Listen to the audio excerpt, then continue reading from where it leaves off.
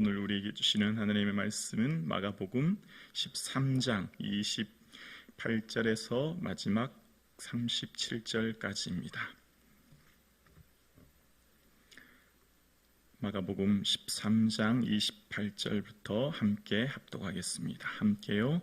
무화과 나무의 비유를 배우라. 그 가지가 연하여 지고 잎사귀를 내면 여름이 가까운 줄 아나니 이와 같이 너희가 이런 일을 일어나는 것을 보거든 인자가 가까이 곧 문 앞에 이른 줄 알라. 내가 진실로 너희에게 말하노니 이 세대가 지나가기 전에 이 일이 다 일어나리라. 천지는 없어지겠으나 내 말은 없어지지 아니하리라. 그러나 그날과 그때는 아무도 모르나니 하늘에 있는 천사들도 아들도 모르고 아버지만 아시느니라. 주의하라, 깨어있으라. 그때가 언제인지 알지 못함이라. 가령 사람이 집을 떠나 타국으로 갈 때에 그 종들에게 고난을 주어 각각 사물을 맡기며 문지기에게 깨어있으라 명함과 같으니 그러므로 깨어있으라. 집주인이 언제 올지 혹 저물 때일지 밤중에일지 닭 울 때일는지 새벽 일는지 너희가 알지 못함이라. 그가 호련히 와서 너희가 자는 곳을 보지 않도록 하라. 깨어있으라. 내가 너희에게 하는 이 말은 모든 사람에게 하는 말이니라 하시니라. 아멘. 예수님의 은혜와 사랑이 충만한 이 하루 되기를 주님의 이름으로 축복합니다. 아멘. 예수님께서는 이제 마지막 시대에 주님의 오시는 그 시기에 대해서 말씀하시면서 오늘 본문을 말씀하고 있는 것을 보게 되어집니다. 오늘날 강단에서는 재림 설교를 많이 하지 않는 걸 봅니다. 어쩌면 이단들의 그런 부정적인 영향 때문이 아닌가 생각합니다. 그런데 강단에서 무엇보다도 중요한 설교는 천국과 지옥에 대한 설교, 그리고 재림에 대한 설교입니다. 강단에서 끊임없이 얘기해야 될 것은 주님 곧 오십니다 라고 하는 재림 설교입니다. 그런데 오늘날 많은 사람들은 예수님 오신다고 하는 재림에 대해서 대부분의 사람들이 크게 생각하지 않습니다. 현실에 얽매여서 현실의 문제를 어떻게 헤쳐나갈지에 대해 가지고 기도하고 하나님 앞에 응답을 구하는 시대, 주님 곧 오시는 거에 대해서 나와는 크게 상관없다고 생각하는 오늘 시대를 우리는 살아가고 있습니다. 여러분 어떻습니까? 주님 오실 날을 생각하시는지요? 주님 오신다고 생각하는 그 영광의 때 기대가 되고 설레이고 그때를 늘 바라볼 수 있는 저와 여러분 되기를 주님의 이름으로 축복합니다. 오늘 예수님께서 이제 그 마지막 때에 대한 시기에 대해서 말씀하시면서 이제 28절 이하의 무화과 나무 비유에 대해서 말씀하세요. 이때 당시 무화과 나무는 한 4월에서 5월경 잎이 나고 그로부터 이제 여름이 시작된다고 합니다. 그러니까 지금 예수님께서 이 말씀하시는 것은 어떤 일이든지 그 일이 생기기 전 징조가 있다고 하는 것, 무화과나무 잎이 생긴다고 하는 것은 이제 여름이고 이제 열매를 맺는 그 때라고 하는 것을 말씀하면서 징조가 있다고 하는 것은 어떻다는 겁니까? 예측할 수 있죠. 예측할 수 있으면 어떻게 해요? 대비할 수 있죠. 어떤 것에 징조가 있다고 하는 것은 그 다음 이런 일이 있을 거야. 저녁에 날이 붉으면 내일은 비가 올 거야. 알 수 있고 그럼 대비할 수 있는 것처럼 너희는 늘 대비해야 된다는 거죠. 그러면서 인자가 문 앞에 가까이 왔다고 하면서 이제 30절에 보면 이 세대가 지나가기 전에 이런 일이 일어난다. 보통 이제 성경에서 말할 때 세대는 40년으로 얘기하는 경우가 많습니다. 출애굽 광야에서 너 이 세대라고 말할 때 40년이었듯이, 그러니까 지금 예수님이 말씀하고 계신 이 시대는 기원후 33년경으로 보죠. 그래서 이 세대 40년이 가기 전에 이런 일이 있을 거야 라고 하는 것은 이 33년에서 40년이니까 한 70년 정도가 되지 않습니까? 말씀대로 AD 70년에 예루살렘 성전이 완전히 무너지는 것을 봅니다. 그러면서 예수님께서는 천지는 없어지지만 내 말은 없어지지 않아 라고 말씀하시죠. 왜일까요? 말씀으로 천지를 창조하셨거든요. 말씀으로 모든 세상을 만물을 만드신 분이시거든요. 그 말씀대로 지으셨을 뿐만 아니라 말씀대로 경영하시고 인도하시고 이루시는 분이시거든요.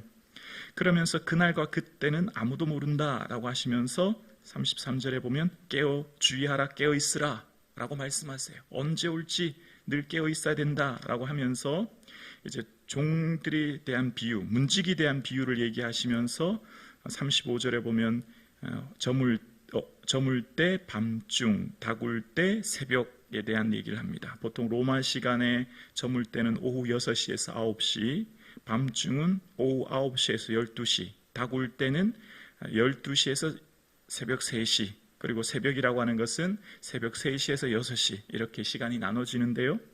그러니까 집 주인이 나갔다가 언제 올지 새벽일지 밤일지 모르니까 늘 깨어 있어야 된다 라고 말씀하시는 비유를 얘기하시는 거예요. 집을 떠난 주인이 언제 올는지 종은 늘 깨어 있을 때 주인을 맞이할 수 있다. 이제 그 얘기 하시는 것을 보게 되어집니다. 자, 그러니까 오늘 본문의 핵심 단어를 집어보자면 깨어 있으라는 거예요. 깨어 있으라. 자, 그러면 깨어 있으라는 게 뭘까를 한번 묵상해 보려고 합니다. 성경에 일반적으로 깨어 있으라라고 하는 말과 짝으로 지어서 나오는 단어가 있어요. 그러니까 깨어 있으라라고 하는 단어와 함께 등장하는 단어가 있는데 그것은 바로 기도하라라는 단어입니다. 그러니까 깨어 있으라의 다른 말은 늘 기도해야 된다. 그렇게 보시면 돼요. 만물의 마지막이 가까웠으니 그러므로 너희는 정신을 차리고 근신하여 기도하라. 기도를 계속하고 기도에 감사함으로 깨어 있으라.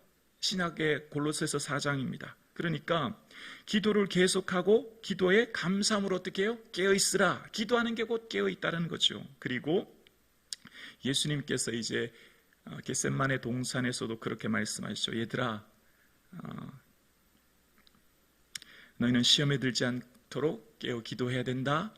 시험에 들지 않도록 어떻게 하라고요? 깨어서 그 다음 단어가 기도하라죠. 그러니까 깨어 있다고 하는 것은 늘 기도한다는 거예요.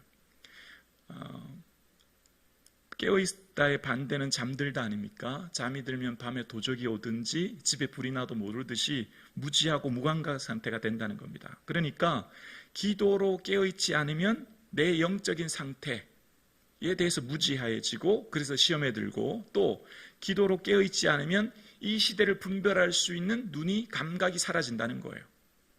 그러니까 지금 주님께서 이 말세에 나타날 징조에 대해서 말씀하시는데 이 말세에 대해서 디모데후서 3장에 보면 말세에 고통하는 때가 이르리니 사람들이 자기를 사랑하고 돈을 사랑하며 교만하며 비방하며 부모를 거역하며 감사하지 아니하며 거룩하지 아니하며 이렇게 쭉 나옵니다. 그러면서 나오는 단어가 뭐냐면 쾌락 사랑하기를 하나님 사랑하기보다 더하며 라는 말이 나와요. 어떻게 해요? 깨어 있어서 기도하지 않으면 이 시대를 볼 수 있는 무지함, 눈이 사라지는데 지금 사실 이 시대는 어떤 시대라고요? 하나님 사랑하기보다 쾌락을 더 많이 사랑하는 시대가 된다는 거예요. 지금 이 시대가 그런 시대를 살고 있고 그래서 많은 사람들은 다 돈을 사랑하는 이 시대를 살아가고 있음을 깨어있음으로 보라는 거죠. 깨어있어야만 이 시대가 지금 이런 시대구나. 내가 이 시대의 조류에 휩쓸리지 않고 내가 말씀 따라 살아갈 수 있다라고 하는 눈이 생긴다는 거예요.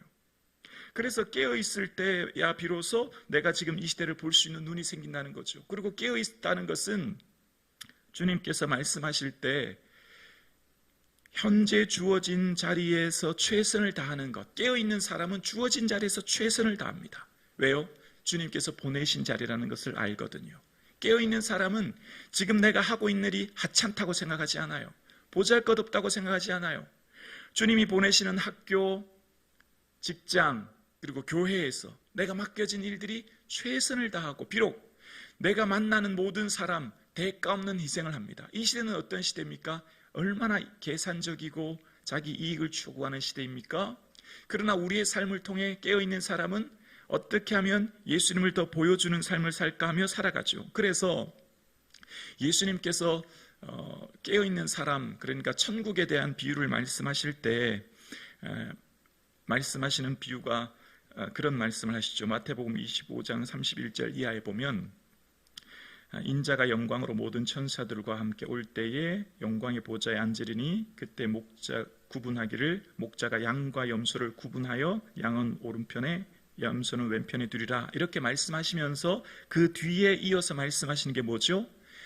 내가 줄일 때 너희가 먹을 것을 주었고 목마를 때 마시게 했고 나그네 될 때 영접했고 헐벗었을 때 옷을 입혔고 이렇게 쭉 말씀하세요. 뭐죠? 약자죠. 사회적 약자. 그들에 대해서 어떻게 했다고요? 그들에 대해서 먹이고 입히고 돌봤다는 거예요. 그게 곧 누구에게 한 것이라고요? 예수님께 했다는 것이죠. 그러니까 깨어있는 사람의 다른 말은 주어진 작은 일에 최선을 다하고 대가 없는 희생, 주님을 보여주는 삶을 살아내는 삶을 말씀하시는 거예요. 그것이 곧 주님께서 원하시는 삶인 것을 이야기하고 있는 것이죠. 그래서 오늘 저와 여러분의 삶 가운데 주어진 삶의 자리, 작고 보잘것없는 그 자리에서 최선을 다하며 살아가는 이 하루 되기를 주님의 이름으로 축원합니다. 그게 깨어있는 삶이에요.